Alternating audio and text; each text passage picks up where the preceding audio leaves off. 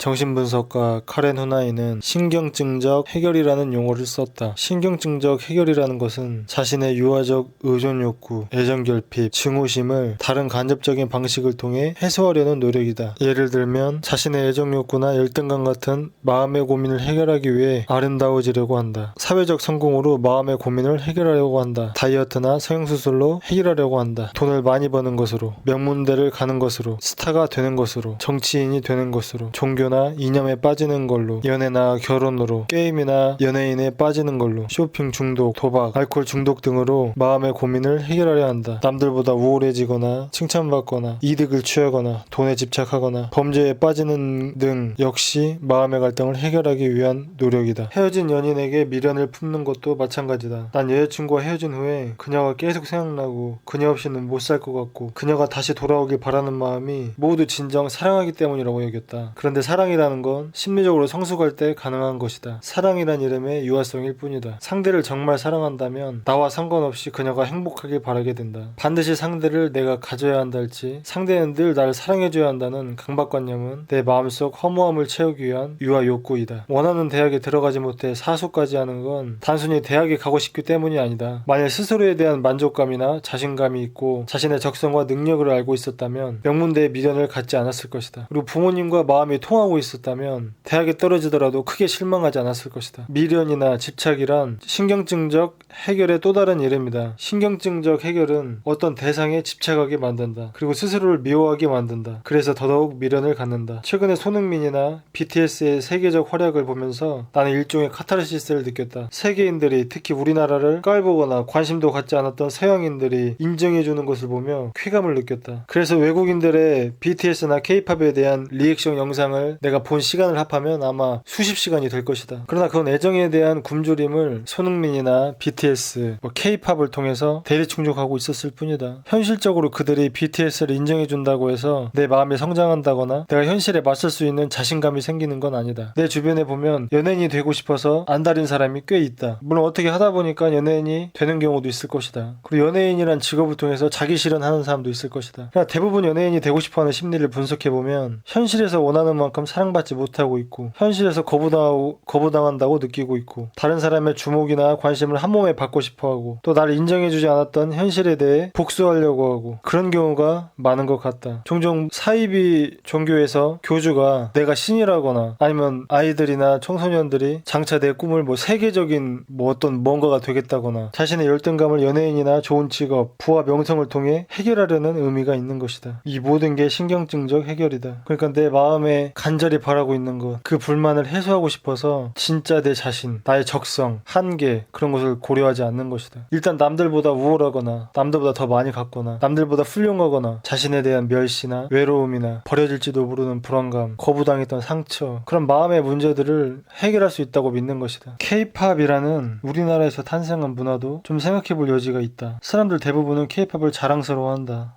하지만 난 자랑스러우면서도 마냥 자랑스럽지가 않다. 물론 내 욕구 불만을 대리충족해주는 관점에서 보면 자랑스럽다. 우리나라가 올림픽에서 금메달을 따는 것처럼 BTS가 빌보드 차트 1위를 하면 그 BTS가 내 자신을 대리하게 돼서 나의 욕구 불만을 충족시켜주는 것이다. 그런데 K-팝이 어떻게 해서 우리나라에서 생겨났는지를 좀 생각해보면 마냥 자랑스럽지가 않다. 왜 다른 나라도 아닌 우리나라에서 이런 K-팝 문화가 생겨났고 세계의 많은 사람들이 좋아하게 되었을까? 우리나라 K-팝이 과거에는 미국이나 일본의 영향을 많이 받은 것도 사실이다. 시간이 점점 흐르면서 K-팝만의 독특한 특징이 생겨났는데 가장 큰 특징은 눈으로 보기에 완벽하다는 것이다. 춤이든 영상미든 그 퍼포먼스가 완벽을 추구한다는 게 가장 큰 특징이다. 그리고 K-팝을 좋아하는 사람들은 그 완벽성에 매료된다. 근데 이 완벽성이라는 것은 남들이 봐주었을 때 완벽성이다. 남들이 볼 때 이렇게 보여지겠지. 남들이 볼 때 저렇게 보여지겠지. 그런 관점에서의 완벽성이다. 우리나라는 외모 지상주의와 같은 다른 사람 눈에 어떻게 보일지 신경을 많이 쓰는 문화가 있다. 그리고 이런 문화는 열등감이나 애정결핍에서 비롯되는 것이다. 즉 신경증적 해결이다. 자신의 가치를 다른 사람 머릿속에서 구하려는 의존심이 K-팝을 만들어냈다고 난 생각한다. 한 걸음 더 나아가서 생각해보면 K-팝이 이렇게 확산될 수 있었던 이유 중에 하나는 그만큼 전 세계에 이 눈에 보이는 완벽성을 추구한 사람, 다른 사람에게 어떻게 비칠까를 자살을 고민하는 사람, 즉 욕구 불만이 많은 사람이 그렇게 많다는 게 아닐까? 이런 문화가 만들어낸 또 다른 괴물이 있다. 우리나라가 OECD 자살률 1위라는 건 오래전부터 알고 있어서 이제 놀랍지도 않다. 자살하는 사람은 기본적으로 애정에 굶주려 있고 남들보다 잘나지 않으면 살아갈 가치가 없다고 믿는다. 그리고 미래에 대해 굉장히 부정적이다. 또 자신을 멸시하는 주위 사람과 세상에 증오심을 갖고 있다. 그리고 그 증오가 자신을 탓하는 것으로 이어짐과 동시에 세상에 복수하려는 마음이 빚어낸 결과가 자살이다. 그러니까 자살도 신경증적 해결인 것이다. 다른 사람에게 멋지게 보이고 다른 사람보다 우월해지는 것으로 마음의 고민을 해결하려는 문화가 만들어낸 양극단의 두 괴물이 K-팝과 자살이다. 겉으로 보기엔 K-팝과 자살의 관계가 하나도 없어 보이지만 K-팝과 자살은 똑같은 심리 구조를 지닌 동전의 양면이자 일란성 쌍둥이이다. 최근에 나는 유튜브 하겠다고 이것저것 장비를 알아보았다. 원래 시작하려고 마음먹었던 때는 5개월 전인데 이제서야 영상을 올리는 이유는 촬영 장비에 선택장애가 와가지고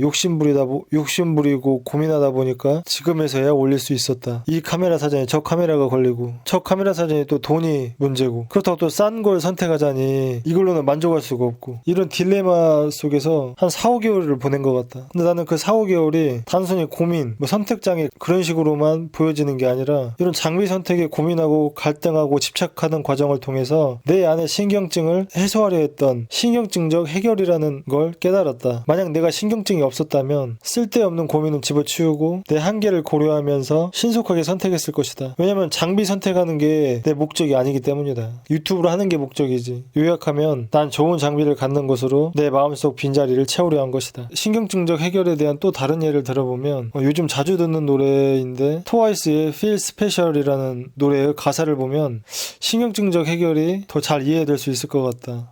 그 가사를 읽어보면 자신의 외로움, 미움받고 비난받는 것에 대한 불안과 공포, 자신이라는 존재에 대한 무가치감과 무기력을 타인이 날 대해주는 태도로, 타인이 날 따뜻하게 자상하게 대해주는 태도로 해결하려고 한다. 누군가가 나를 인정해줘야만 특별한 사람이 되고 그렇지 않으면 가치가 없는 사람이 된다는 건 이것이 유아적 애정욕구 불만에서 비롯된 신경증적 해결이다. 어린 시절 부모와의 관계에서 해소할 수 없었던 애정욕구와 의존심을 팬들과의 관계에서 해소하려 한다고도 볼 수 있다. 트와이스를 꼭 욕하는 것처럼 되어버렸는데 그것은 아니다. 난 트와이스 팬이다. 단지 나에게는 좀 의미심장했다. 내가 항상 관심 갖고 있는 부분을 그 가사가 말해주었기 때문에 이 노래를 내가 인용할 수밖에 없었다. 그리고 타인의 사랑과 관심으로 자신의 욕구 불만을 해소하려는 마음이 잘못된 건 아니다. 인간이라면 누구나 갖고 있는 자연스러운 감정이고 인간이라면 누구나 거쳐가야 할 감정이다. 나 역시도 그런 감정이 있다. 다만 그 뿌리가 유아 욕구에 있으니 심리적으로 성장하지 못한 것이기 때문에 그런 마음을 자각해서 타인이 아닌 스스로 자신의 가치를 느낄 수 있는 사람, 자기 실현하고 자립하는 어른이 되도록 노력해야 행복해질 수 있다는 그런 걸 말하고 싶은 것이다. 타인에게 의존하는 마음으로 살아간다면 외로움, 두려움, 불만, 분노, 공허함 같은 것은 필연적으로 따라올 수밖에 없다. 그리고 여러 대상에 집착하고 미련을 갖는 신경증적 해결의 삶을 살아갈 것이다. 그리고 이 신경증적 해결이라는 것은 어디까지나 간접적인 해결이기 때문에 진정으로 마음이 채워질 수가 없다. 그리고 무엇보다 신경증적 해결의 삶을 살면 스스로를 미워하게 된다. 다른 사람에게 잘 보이기 위해, 칭찬받기 위해, 사랑받기 위해, 우월해지기 위해 살아가게 되면 있는 그대로의 나를 배신하게 된다. 그렇게 자신을 외면하고 소외시키고 인기와 호감을 사기 위해 이상적인 자신을 연기하게 되면 삶의 의미가 사라진다. 실패를 두려워하는 사람이 되고 괜히 짜증나고 남에게 나쁘게 비칠까 두려워지게 된다. 삶이 고통스럽고 불안하다. 2002년 월드컵 당시 우리나라가 4강에 올랐을 때 나는 고3이었다. 수능도 몇 달 안 남은 상태에서 월드컵 기간 한 달 동안 공부도 안 하고 월드컵에만 빠져 있었다. 공부가 손에 잡히지 않았고 하루 종일 머릿속에선 월드컵 생각만 났었다. 나의 주된 관심사는 4강까지 올라간 우리 대표팀을 세계 다른 나라에서 어떻게 볼까 였다. 난 다른 나라가 우리나라를 존경해 주길 바라면서 내 욕구 불만을 대리충족시키려고 했다. 그리고 그동안 축적되어 온 분노를 해소하려 했다. 그만큼 나는 애정에 굶주렸고 그로 인한 분노가 쌓여 있었다. 만일 내가 자아가 확립되어서 남의 시선과 평가로 자신을 결정짓는 유아 욕구가 해소되어 있는 사람이라면 다른 나라가 우리나라를 어떻게 생각하는지보다 자기의 인생을 사는 게 중요했을 것이다. 자신의 현실에서 충족감과 성취감, 삶의 의미와 보람, 감동과 살아있음을 실감하며 살고 있었을 것이기 때문이다. 만일 자신이 스포츠라든지 게임, 연예인,